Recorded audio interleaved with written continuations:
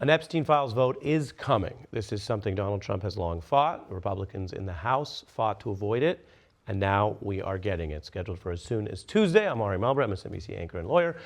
This is just going to be one of these breakdowns I do. I'm here in the newsroom, pretty casual, but we have learned a lot since last week when the House actually released some of these Epstein emails. And so let's start with how we got here.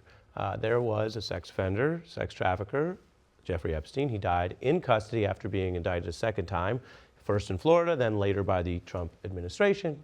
Suspiciously died in prison, although there's never been any finding of foul play. A lot of questions about that. And Donald Trump, among others, said, let's release the files because there were so many questions when he was running in 24. Now we're about 301 days into his administration. That's the day I'm recording this, and he hasn't released the files. But something really big has changed, which is Congress actually got a bipartisan group to override the Republicans who were preventing a vote on this, and there is scheduled a vote for Tuesday to release the files. And Donald Trump now says, okay, release the files, except the vote is to make him release the files. If he would just do it, we wouldn't need a vote. And so this is one of those times where politics can get so frustrating, ridiculous, full of lies and spin that you might hear someone say, well, now he's for it. No. He's not for it because it's not about saying you're for it, it's about doing it, and he hasn't done that yet.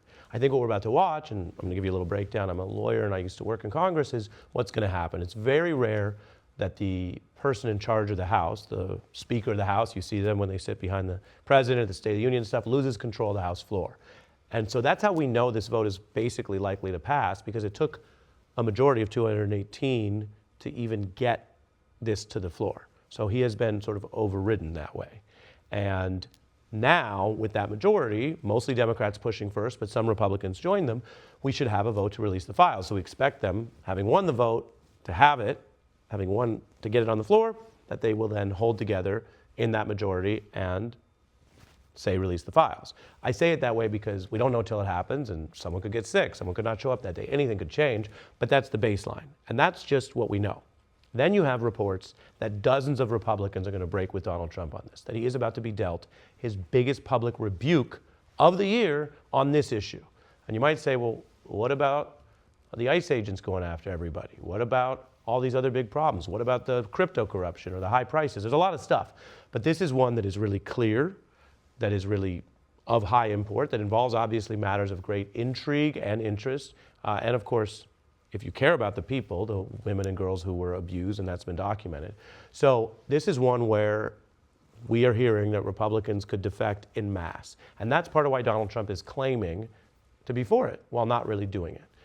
If you want to know how a bill becomes a law, if you remember those cartoons or any other way you want to think about it, if it passes the House, then it goes to the Senate. We've seen the entire Trump effort sort of crack apart here. So who knows what they'll do in the Senate? They have some different rules there, but a lot of Republicans there would face the same pressures in the House. The Democrats want to support it. If it goes out of the Senate, then it goes to the president's desk, like any other measure that comes out of Congress.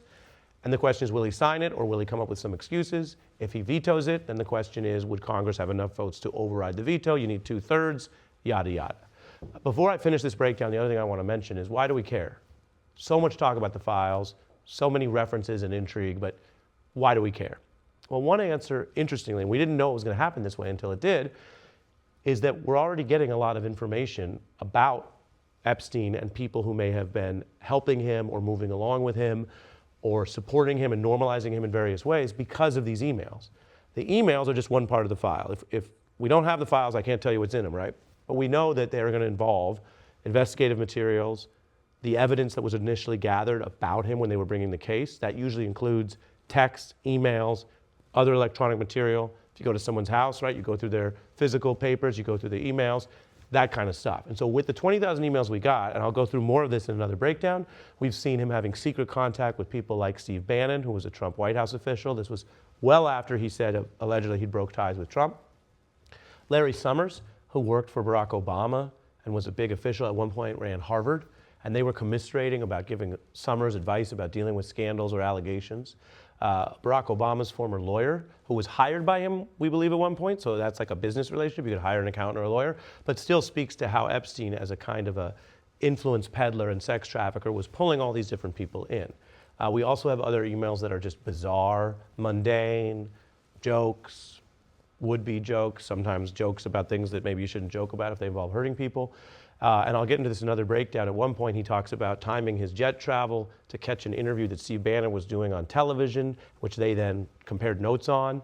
That interview was with me on the beat. So I might get more into that on another breakdown. But we're learning a lot of evidence about someone who used a lot of money and power to both perpetuate crimes, cozy up to different political elites, in both parties, by the way, but including clearly Donald Trump, and then hide it from you.